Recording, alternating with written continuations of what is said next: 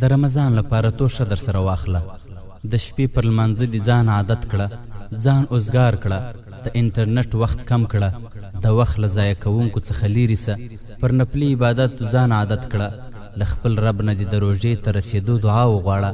یوه واضحه تګلاره وټاکه. پر نفلي روژو ځان عادت کړه، قرآن کریم حفظ کړه او یا یې تلاوت کړه.